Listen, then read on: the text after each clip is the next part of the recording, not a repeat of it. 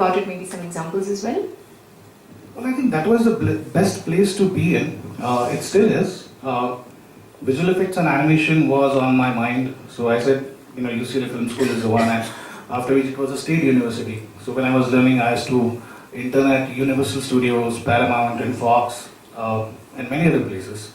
So anyway, the education that we had there was unparalleled, as in, even in terms of special effects, all the people used to come there who have been working on early dinosaurs and Titanics and this and that. So it was a great place to be.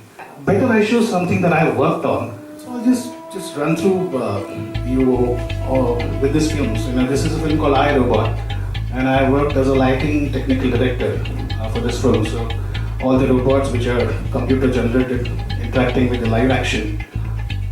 This is a film called A Day After Tomorrow. Again, I worked as a visual effects technical director, which is DD. So the look and feel and whatever is going to happen in front of you in the screen. Me including 4 or 5 other people, and then there is a bunch of people who are all responsible for it. But we are the ones who decide and design the pipeline for the shots, look and feel for the shots.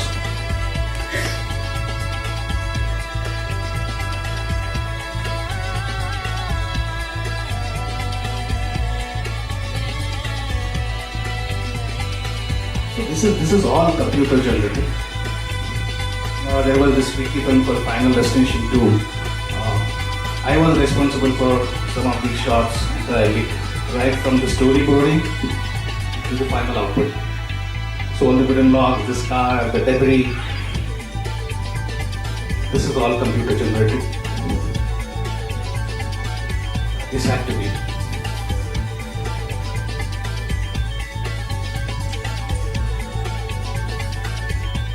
This is one film that I'm really proud of because I got a chance to do a set supervision for this particular film and this particular song sequence.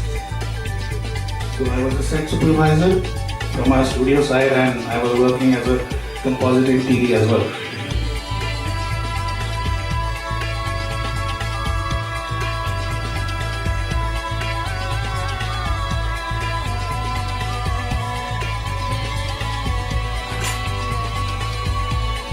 And this is the first film for which I got a credit in the film itself, which was quite a huge thing for me back then. It still is today.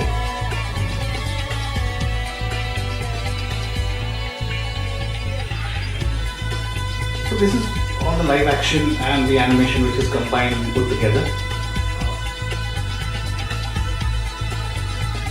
Some good films and some of the films which did not do really well. This was like a huge film called Daredevil. So all the environment that you see is all computer generated. We have shot this on a green screen. Again, this is a film which did not do well, but all the bigger trees that you see, it's a small jungle. All the bigger trees have been created later on, just to give the feel that they are really in that big jungle. There is an awesome film. All the 2 cars are CG because camera cannot just travel like this. The shadow, the dust, and the explosion which is going to follow.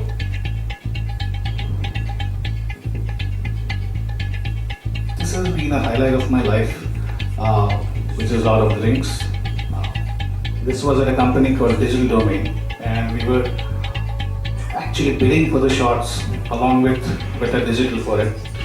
So I've just got a simple breakdown, which is how that shot has been done.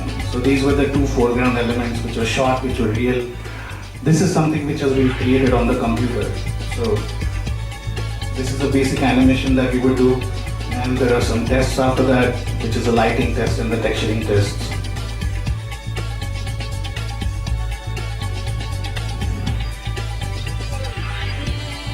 I kept it really simple because this is I understand there is not much technical thing here.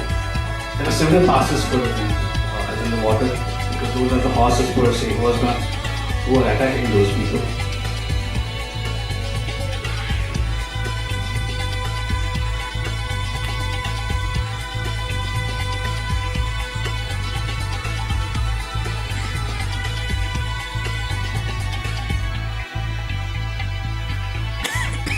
how it looks like.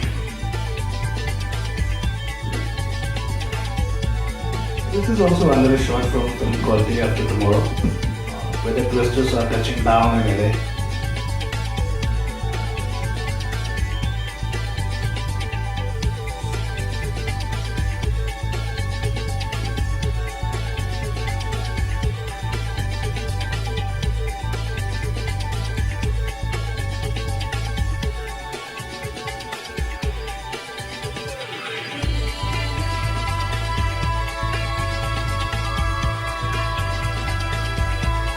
Much better before and after.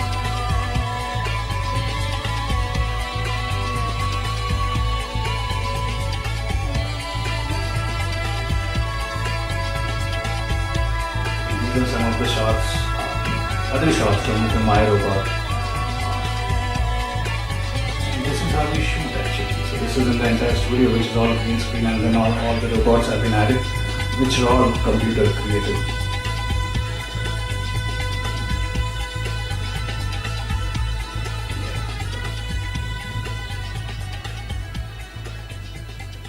Once more, but anyway, so that was something that I did.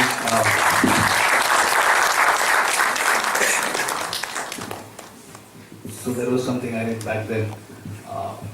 There are more films, but it's more than a decent showcase, I feel. So that was a fantastic showcase of all your work that you've done at Hollywood. You worked on so many films, almost 16 films back in Hollywood, out of which 3 were Oscar nominees. What made you leave this glorious career back there and come to India? And essentially, why didn't you take up a job in an established animation and visual effects firm in India? So what was the story behind that? Well, it's a lot to do with being hungry, and with being hungry comes a part which is about being foolish as well. But back then, when I started off working in Hollywood for feature films, I started off working with the smaller studios, whereby we got to do everything, right from storyboarding to modeling, to texturing, to lighting, to post-production, even to color correct our own shots, and which was quite exciting. As the gradual progression it was, or it should be, I started working from a smaller company to a mid-scale to a larger companies. But see, there was always a hunger to know how this process works, and per se, I was not a good employee in that manner. I was a good performer, yes. And again, there was a passion to have something of my own. If you say why this decision, then working on 16 films or working in Hollywood it's never going to be an enough experience. And at the same time, things were shaping up well in India. As in 2004 and 5, the animation and visual effects industry was in reckoning, and people were talking about it. Many people in Bollywood or in South as well, even they were a little ahead of us than Bollywood. So a lot of visual effects were being done, and I said, if at all I want to go back, which I always wanted to come back, so I said, this is the right time to go back and set up my own shop. At that time, I don't know. But it was not a decision which was taken emotionally or haphazardly. I did think of it well, and I would not say there was a saturation point, but I again started working for 16 hours in a bigger company. Although every day is a new day, every movie is a new movie, that work is not monotonous. But I really wanted to be in something which will excite me every day. To be in that particular scenario, I said, I don't see myself doing this for a long time. And probably that was the decision which triggered this thought. Also, there was, as I said, there were supporting elements from India, and I said, let's do it. So coming to the next part of your journey, back in India you started your Chetan Deshmukh Animation Studios. So when did you start that, with how many people, and what was the kind of capital deployed at the beginning? Well, that's a fun story though. I started off in 2005 with 3 people in a 1-bedroom apartment. Capital was our farmhouse plot of Sivagat.